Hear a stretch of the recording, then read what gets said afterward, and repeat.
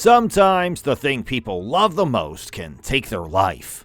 Hello and welcome back to our latest video. Today, we are going to dig deep into the story of Dawn Brancheaus, the renowned killer whale trainer who died in a shocking attack in Orlando, Florida. She was killed by one of the orcas. So join us in this video to know about the shocking story of Dawn Brancheau. Dawn Brancheau was one of the most respected trainers in the industry. Over the years, she had built a close relationship with Tilikum, the largest killer whale at SeaWorld in Orlando. However, one day in February 2010, something went terribly wrong. On that fateful day, Dawn Brancheau was leading a session with Tilikum when the whale suddenly turned on her. Tilikum grabbed Dawn by her ponytail and dragged her into the pool, shaking her violently. Despite the frantic efforts of her colleagues, Dawn succumbed to her injuries and died. Dawn was born in Indiana. She decided early on that she wanted to work with orcas. The youngest of 6 children, she first saw Shamu, perhaps the most famous, notorious killer whale in captivity, when her parents took her on vacation to SeaWorld in Orlando when she was just 10. But before starting the path that would lead her to her dream job, she graduated from the University of South Carolina with dual degrees in psychology and animal behavior. In 1994, she began working with otters and sea lions at Six Flags theme park before moving to SeaWorld in 1996.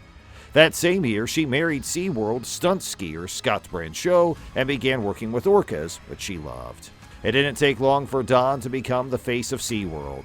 Her likeness was plastered on advertisements and billboards, and she was instrumental in revamping the Shamu show. Over the years, Brancheau was often paired with orcas and performed various stunts with them. Although Brancheau was well aware of the potential dangers that come with working with orcas, she also knew that orcas do not attack humans in the wild and that attacks on humans in captivity are rare. Orcas are very curious, highly intelligent, and really social animals. Orcas are notable for their complex societies. Because of orcas' complex social bonds, many marine experts have expressed concern about the humane nature of keeping them in captivity. Orcas in the eastern North Pacific live in particularly complex and stable social groups. Unlike other known mammalian social structures, resident whales live with their mothers throughout their lives. Those who have had close contact with orcas offer numerous anecdotes demonstrating the whale's curiosity and problem-solving abilities. Alaskan orcas have not only learned how to steal fish from long lines, but also have mastered various tactics designed to stop them, such as using unwanted lines as decoys. Dawn Brancheau developed a close bond with a SeaWorld orca named Tilikum. He had a great relationship with her, and she had a great relationship with him. I do believe that he loved her, and I know that she loved him, said John Hargrove, a senior trainer. Unfortunately, love wasn't enough to save her. On the day in question, Tilikum and Brancheau were performing at the Dining with Shamu show in SeaWorld, where guests enjoyed open-air dining with a live killer whale show. On February 24, 2010, Brancheau performed a Dine with Shamu show with Tilikum, and in this setting, orcas performed and were fed while guests watched performances poolside. As part of the show's final routine, she was poolside rubbing Tilikum's head. She lay face down next to Tilikum on a slide-out, a platform submerged in about a foot of water. She was dragged into the water by her left hand. The incident was caught on film. Some witnesses saw Tilikum holding Brancheau by the ponytail or shoulders. The orca's move appears to have been too quick, dragging her underwater and drowning her. At least a dozen patrons witnessed Brancheau in the water with Tilikum. Employees use nets and throw food into the water to distract him. Moving from pool to pool in the complex, they eventually directed Tilikum to a smaller medical pool where it would be easier to calm him. After approximately 45 minutes, Tilikum released Brancheau's body. The autopsy report said that Brancheau died from drowning and blunt force trauma. Her spinal cord was severed, and she had sustained fractures to her jawbone, ribs, and cervical vertebra. Her scalp was completely torn off from her head, and her left elbow and left knee had been dislocated. Worse still, the whale's jerking motions resulted in Brancheau's jaw being fractured, her ear, knee, and arm being dislocated, and her vertebra and ribs being snapped. The coroner also determined that Brancheau's spinal cord had been severed in the attack and her scalp was completely removed from her head. Since the day of Dawn's freak accident, no SeaWorld instructor has entered the pool with orcas. Shortly after she was buried, SeaWorld implemented a moratorium that was later made permanent by OSHA. Federal worker safety agencies had been trying unsuccessfully for years to get SeaWorld to adhere to stricter protocols. In 2013, the documentary Blackfish was released. Focused heavily on the death of Dawn, the film also shed light on the treacherous conditions faced by orcas in captivity. In addition to winning several awards, Blackfish started a national conversation surrounding conservation and captivity and was credited with SeaWorld's recalibration on how it treats the animals in its care.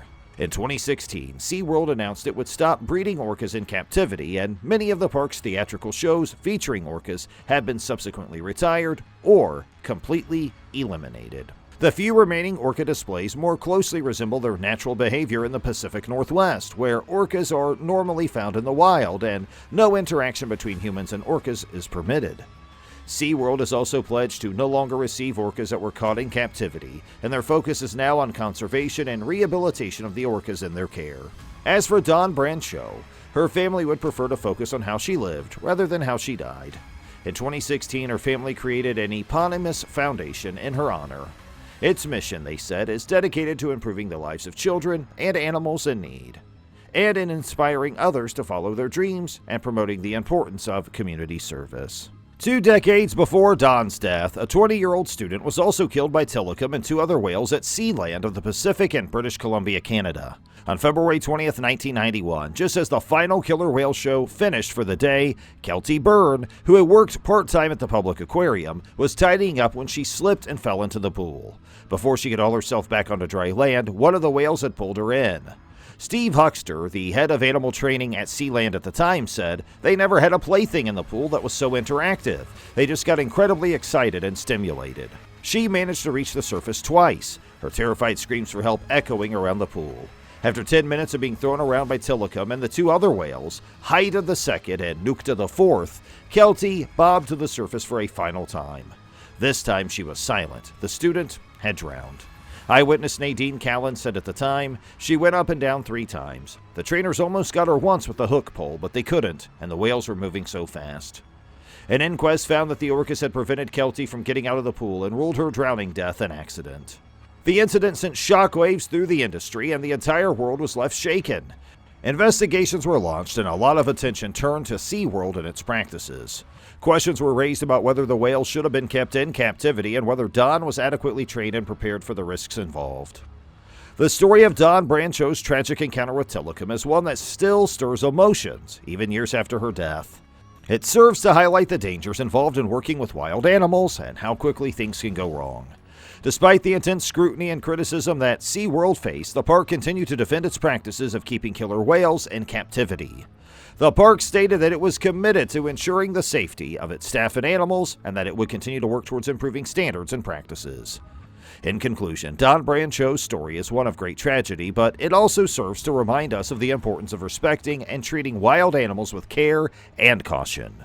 While we can never truly know what happened that day in Orlando, we can work towards creating a world where human and animal interactions are safe and respectful. If you enjoyed this video, please give it a thumbs up and subscribe to our channel for more captivating stories. And don't forget to hit the notification bell so you never miss an update. Thank you again for tuning in, and we'll see you in the next video.